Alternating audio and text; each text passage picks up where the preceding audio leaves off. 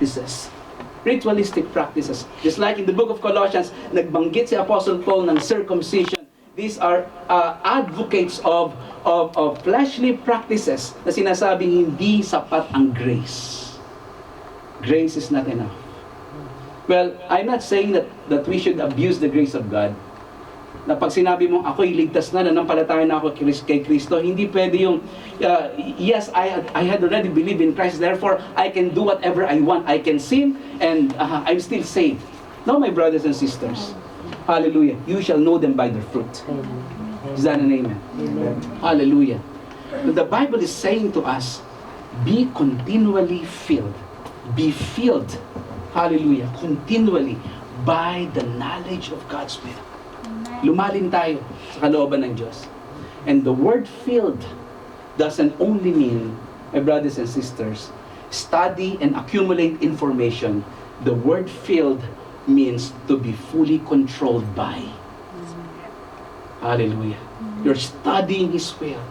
Pinag-aaralan mo, tinutuklas mo ang kalooban ng Diyos, lumalalim ka sa kalooban ng Diyos, pero yung salitang kapuspusan, ang ibig po sabihin ng kapatid, ay hindi mo lang makilala, malaman kung hindi ikaw ay pagharian. Ikaw ay pamahalaan ng kalooban ng Diyos. Hallelujah. That's the way to be established. You know the will of God. Is that an amen? Amen. Kapag ikaw ay dideceive ng kaaway, you know His will. You can say, as the Lord Jesus Christ said, it is written. May pangsagot ka sa kaaway. Tanongin mo yung katabi mo, may pangsagot ka ba? Ay, tayo mga tao, mahilig tayo sa angkas minsan eh. Kapatid, baka pwede mo akong ipag-pray. Pakipag-pray mo naman ako. Kailangan ko ng prayer, kailangan ko ng prayer partner. Bakit hindi ka ba nagpe-pray? Oh, salamat sa mga prayer partner, nagpe-pray tayo sa bawat isa. Pero ikaw ba, hindi ka nagpe-pray? Kapatid, para bang sinasabi mo, uy, sige na, sagot mo ako ha. Sagot mo ako. Aso, siya yung pinag-pray natin. Oo, salamat sa Panginoon. Salamat sa Panginoon. Oh, salamat sa Diyos. Pero God is leading us into a victorious life. Hallelujah. Na hindi tayo dependent sa ating kapwa-tao, kundi ang ating dependence ay nasa Diyos. Amen. Is that an amen? Amen. Kaya kapag tayo ay tunay na nakaranas ng mga pagsubok sa buhay, kasama na ang panilin lang ng kaaway, we know what to do. Hallelujah. We know what to answer because we know the Word of God. Amen. Hallelujah. Ganon dapat ang ating attitude. Be continually filled by the knowledge of His will. Hallelujah. In all wisdom and understanding. Praise God. Praise God. Ikalawa, mga kapatid, if you will go to Colossians chapter 1 verse 22. Hallelujah. The Bible says, if indeed you continue in the faith, stable and steadfast, not shifting from the hope of the gospel that you heard, which has been proclaimed in all creation under heaven, and of which I, Paul, became a minister. Binanggit po dito yung continue in the faith, stable and steadfast, not shifting from the hope of the gospel that you have heard. Binanggit po rito yung gospel. Binanggit po rito yung hope of the gospel. And the hope of the gospel is none other than our Lord Jesus Christ. Hallelujah. He is the hope of glory. Now, concerning our attitude, ang sabi ni Apostle Paul, magpatuloy kayo sa pananampalataya, and he described the way to continue. The way to strength. Ang sabi niya, stable and steadfast, not shifting. Manatili kayo na hindi natitinag, nagpapatuloy, mga kapatid, kayo ay nagtsatsaga, kayo ay nagpapatuloy at hindi kayo nagbabago ng direksyon. Not shifting, my brothers and sisters. Therefore, the second way of becoming more established is to be continually firm in our Lord Jesus Christ. Tayo ay patuloy na magsitibay sa Kanya, patuloy na manatili kay Kristo. Sabi mo sa katabi mo, patuloy na manatili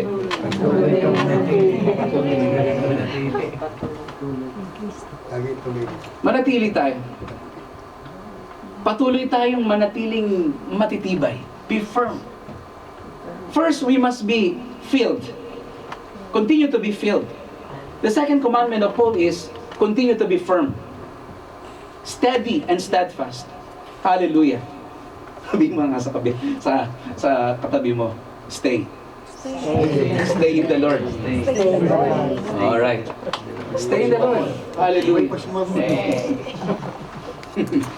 Stay in the Lord, my brothers and sisters. Now, si Apostle Paul, lagi niyang binabalik yung attention, yung focus ng mga Colossian Christians kay Christ.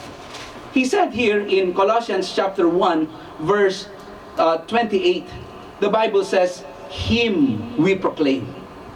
Him we proclaim, warning everyone and teaching everyone with all wisdom, that we may present everyone mature in Christ. Hallelujah. Dito lagi tayong binabalik ng Diyos kay Jesus Christ. Yung proclamation about Jesus. Hallelujah. Yung ating patuloy na pananatili sa Kanya. Yung wag tayong mag-shift. Kinakailangan mag-stay tayo dun sa direction na ating dinadaanan. You know, nung nag-divide ang Red Sea, the people of Israel just crossed that sea on dry ground, and they crossed on a straight path. Hallelujah. They did not swerve to the left or to the right. Patuloy ka lang sa paglalakad kay Kristo. Huwag kang lilipat, huwag kang magpapalit, huwag kang mag-iiba ng direksyon. Magpatuloy ka sa paglalakad mo patungo kay Kristo. Hallelujah. That's why Peter did not sink. Nung gabi na yon, nung madaling araw na yon, nung siya naglalakad sa ibabaw ng dagat, why? Dahil siya ay nakatuon kay Kristo. Dahil siya ay papunta kay Kristo. Even though there are winds and waves and darkness all around him, hindi pa rin siya lumulubog. Why? Because his focus is firmly fixed on our Lord Jesus Christ. Hallelujah. Ganon din sa ating buhay. Ganon din sa ating paglalakad, mga kapatid. Ang sabi nga ng Book of Hebrew, kinakailangan tayo ay maging ma-anchor firmly kay Jesus Christ. Alam niyo po ba yung angkla? Yung anchor? Di ba, kapatid? Meron kang barko, meron kang malaki o maliit na boat, mga kapatid. If you will not throw the anchor, yung boat tatangayin ng wind, tatangayin ng wave, tatangayin ng agos. Tama ka doon, Joey. Katulad sa ating mga buhay, napakarami na, yung angkla na nasa ilalim ng dagat, hindi mo nakikita yon. Right? But it is that thing that keeps you firm. That's the thing that makes you immovable. The thing that you do not see. My brothers and sisters. Hayaan mo na marami kang mga nakikitang bagyo, marami kang nakikitang mga mga unos at hangin sa iyong paligid. Hayaan mo na yung mga nakikita mo na yun. Marami talagang dadaan sa buhay na magpapakita sa iyo. Magpapakita sa iyo ang mga pagsubok. Magpapakita sa iyo ang mga temptasyon. Magpapakita sa iyo ang iba't ibang uri ng panlilinlang. Magpapakita sila sa iyo. Pero ang mahalaga, dapat nakaangkla ka. Ang mahalaga, dapat ang puso mo nananatili kay Kristo upang hindi ka matangay. Is that an amen? Upang hindi ka matangay, mga kapatid. Hallelujah. Dahil sa mundong ito, napakaraming nag-o-offer ng advice. Napakaraming nag-o-offer ng counseling, mga kapatid. Pero ang mahalaga, when we hear these so many advices, when we hear the offers of so many counseling, alam natin ang ating puso na kay Kristo, nakipag-communion kay Christ, it knows the word of Christ. Hallelujah! Itinago mo sa iyong puso ang salita ng Panginoon upang ikaw ay hindi magkasala sa Kanya. Hallelujah! Be firmly established in Christ. Huwag kayong mag-iiba ng direksyon. Hallelujah. Huwag kayong lilipat ng tingin At tingnan mo ang kapatid kung anong nangyari kay Peter nung nilipat niya ang kanyang tingin. When he shifted his eyesight. When he turned away his eyes from the Lord, anong nangyari kay Peter? Siya ay lumubog. What do you expect? There is no other source of strength but Christ. Kailangan maintindihan natin. Hindi lang sapat yung nagagandahan tayo dun sa mga cliches na don't let fear take over. We must have faith. There is no substitute for faith. When fear takes over, there is no faith. The answer to fear is faith. We must understand who is the source, who is the author and finisher of our faith. Hindi sapat yung mga kasabihan na yon. We must, hallelujah, know Jesus. We must focus our eyes on Jesus. Because if your eyes are focused on Jesus, your faith is firmly established. Hallelujah. Is that an amen? Hindi ka, sabi mo sa katabi mo, hindi ka lulubog. Meron po ba sa ating lubog ngayon? Kapatid, hindi ka lulubog if you are firmly fixed on Christ. My brothers and sisters, if you're firmly fixed on Christ, hindi ka lulubog. Now, though, thirdly, my brothers and sisters, here in Colossians chapter 3, and we must understand this. This is not a simple thing.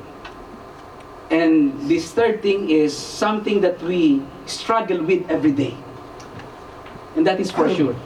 This is something that we struggle with. Ito yung isang bagay na laging naglalaban sa atin.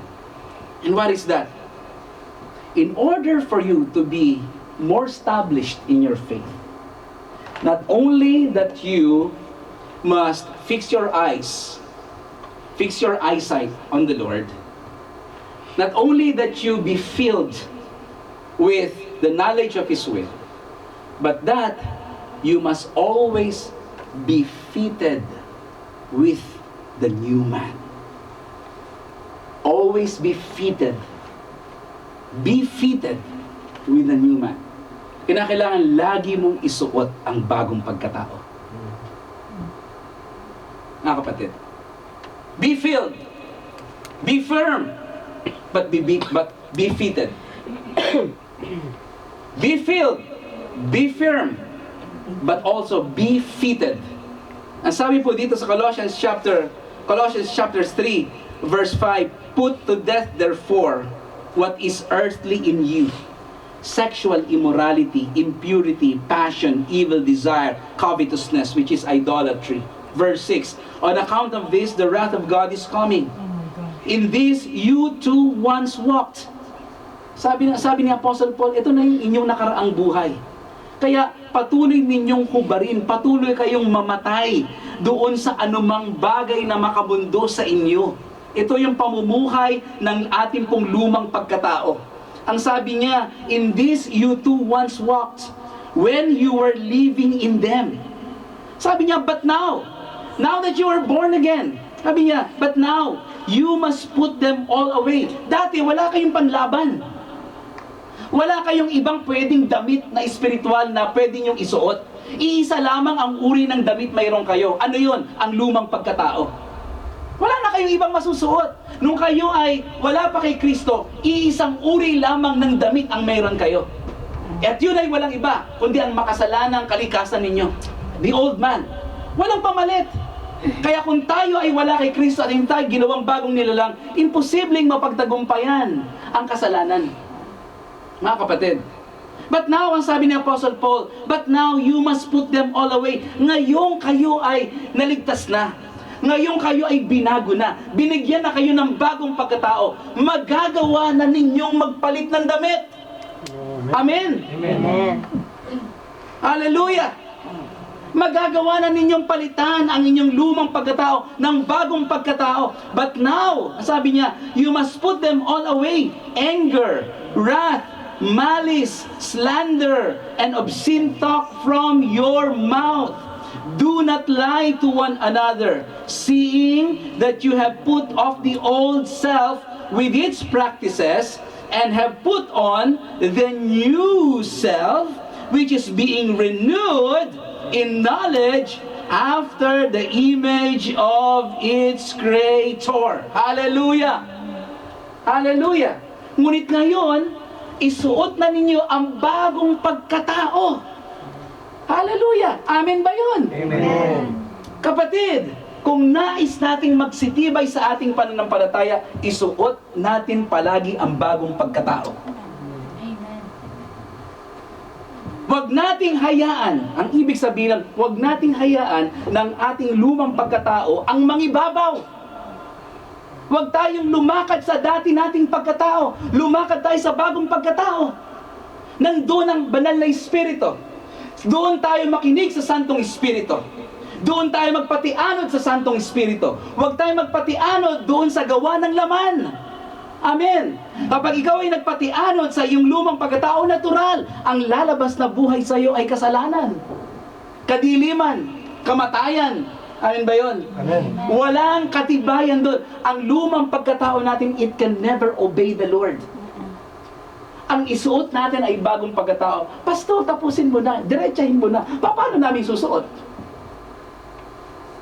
Paano namin susuot? Alikulan naman na. Paano namin huhubarin? Paano namin isusuot? Kapatid, dalawang salitang babagitin ko. Repentance and faith. If we are continually repenting from our sins, hinuhubad natin ang ating lumang pagkatao.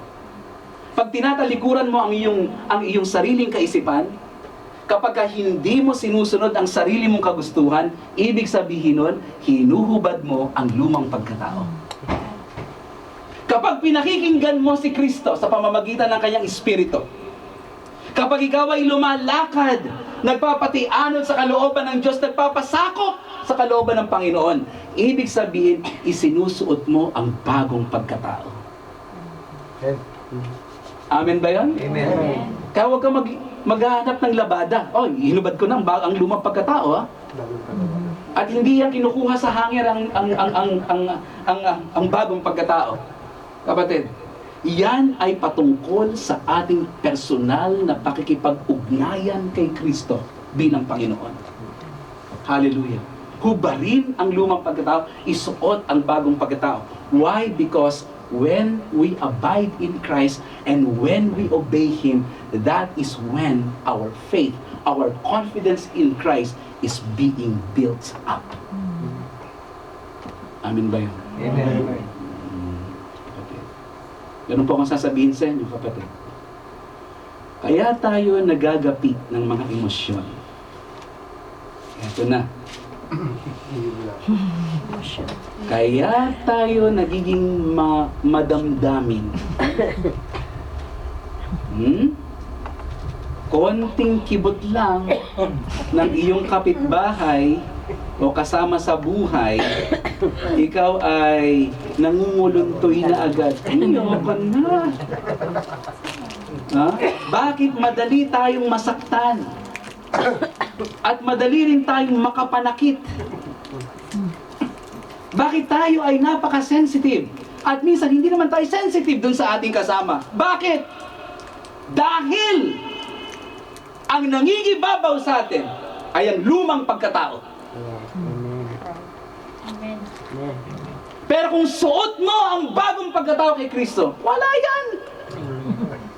Amen? Amen. Sisiw yan. Dumating man ang unos, dumating man ang masamang balita, i-chismis ka man, lalabas ka pa rin umaawit. This is the day that the Lord has made. I will rejoice and be glad in it. Amen? Anong sinabi niyang chismis na yan? Anong sinabi niyang mga pangungutya na yan? Sinaktan mo ang puso ko, hindi ako yan. Dahil suot ko ang armor ni Lord. Hallelujah! Oh, I love you with the love of the Lord. Amen? Wala yan! Kapatid. Maski sa mag-asawa. Kapag ka si lalaki talagang nabubuhay kay Kristo, wala yan! Amen? Talagang mamahalin niya si Mrs. Kapag si Mrs. nabubuhay kay Kristo, kahit na anumang pagkukulang, wala yan! Oh, I love you with the love of the Lord. O di ba kapatid? Dahil tayo ay nabubuhay, suot-suot ang bagong pagkatao. Amen. Alam niyo na po ngayon.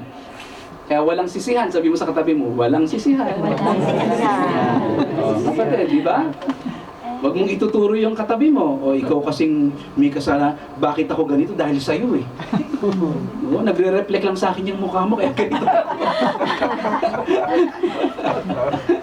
Hindi po ganun, kapatid. Hallelujah. Huli na lang pong aking babasahin sa John chapter 14. Sabi po ng John chapter 14, sabi po ng salita ng Diyos. Verse 23. John chapter 14. Mag-start po tayo sa verse 21. Tingnan po ninyo to. Sabi ng Panginoong Jesus, whoever has my commandments and keeps them, he it is who loves me. And he who loves me will be loved by my Father. Ano bang mangyayari doon sa taong nagmamahal kay Kristo? Ang sabi ng salita ng Diyos, he who loves me will be loved by my Father. At ang sabi niya, and I will love him and manifest myself to him. In other translation, and I will love him and I will show myself to him. Kapag mahal ako ng taong ito, mamahalin siya ng aking Ama. At ang sabi niya, mamahalin ko siya at aking ipakikilala ang aking sarili sa Kanya. And sino itong nagmamahal kay Kristo? Verse 23, Jesus answered him, if anyone loves me, he will keep my word. And my Father will love him. And we will come to him and make our home with him. Kapatid, let me tell you something. Let me tell you something. Gusto mong tumibay sa pananampalataya mo? Mabuhay ka sa pagsunod kay Kristo. Paano mo malalamang ikaw ay nananampalataya? Sumusunod ka. Amen. Faith without works is dead. Kaya sabi mo lang, nananampalataya ako, pero hindi ka naman nabubuhay sa kalooban ni Kristo, hindi pananampalataya yan. Amen. Now, dito sinasabi ni Lord Jesus, yung nagmamahal sa Kanya, sumusunod sa Kanyang kautusan. Mga kapatid. At ang pangako niya, when we obey Him, that is when we put off the old man and when we put on the new man. When we live according to His will, mga kapatid, ganito mangyayari. As you obey, as you do His will, as you walk according to His will, lalo mo siyang nakikilala. Dahil lalo niyang ipinakikilala ang kanyang sarili sa iyo. Lalo mo siyang naiintindihan, lalo mo siyang nauunawaan. Bakit? Because His manifestation of Himself, He shows Himself, hallelujah, to you. Hallelujah, as you obey Him. Habang ikaw ay lumalakad kay Kristo, lalo niyang ipinapakilala ang kanyang sarili sa iyo. Anong kinalaman nun, kapatid? When you are constantly knowing Him through obedience, not only through the study of the Word,